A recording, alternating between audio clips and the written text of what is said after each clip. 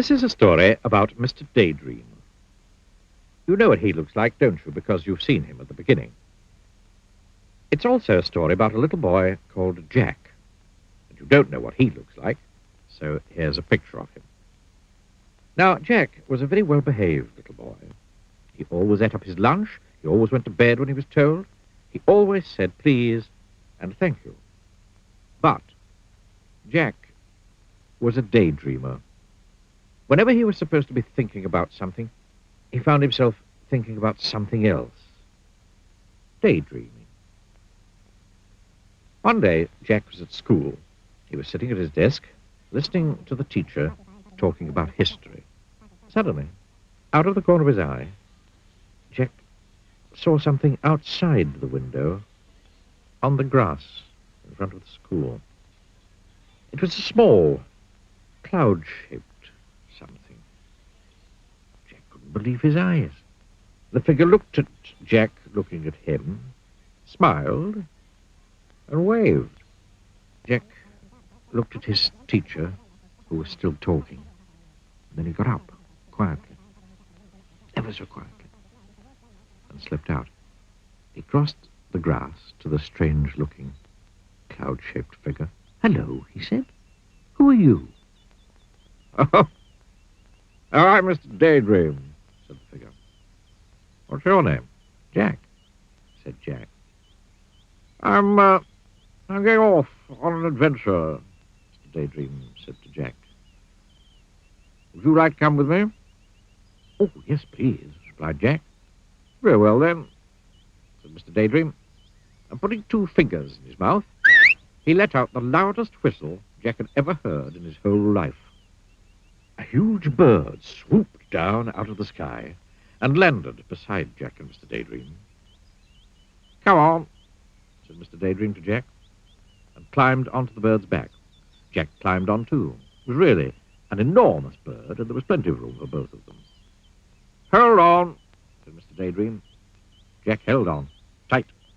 The huge bird flapped its huge wings, and suddenly they were high up in the air.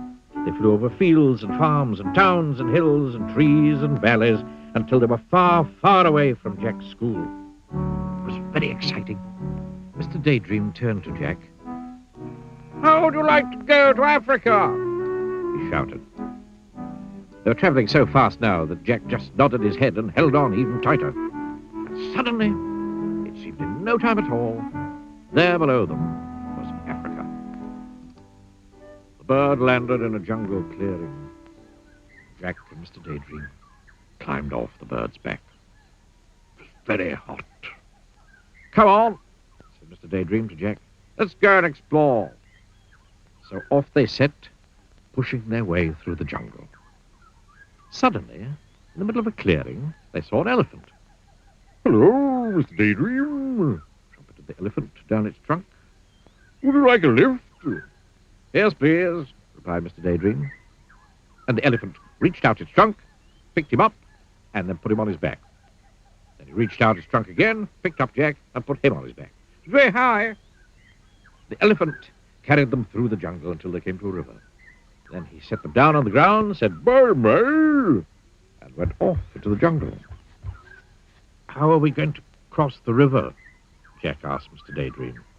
"Perhaps I can be of assistance," said a particularly oily voice coming up from the river. They looked, and there was a crocodile. "Use my back," suggested the crocodile. It was very helpful.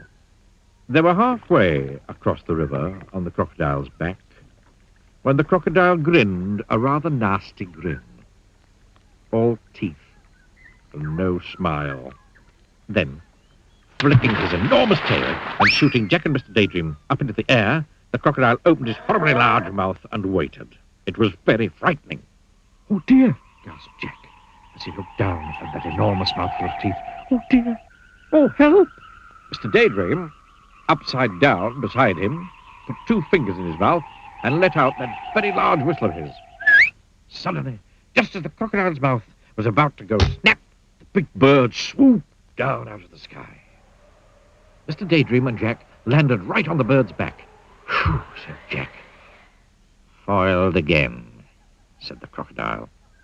Well, I promised you an adventure, didn't I? Grinned Mr. Daydream. You certainly did, said Jack. And now, said Mr. Daydream, I think we'll go to Australia. They did. And Jack learned to throw a boomerang, so that it always came back to him. Now, said Mr. Daydream, I think we'll go to the North Pole. And they did. And Mr. Daydream fell right up to his middle in a snowdrift. And now, said Mr. Daydream, I think we'll go to the Wild West.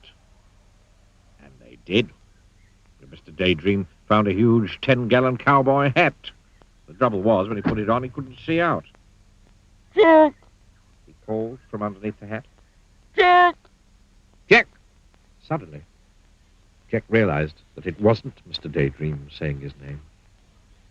It was his teacher. And Jack wasn't in the Wild West. He was sitting at his school desk. Jack, said the teacher again, you've been daydreaming. It was true. He had. Or had he?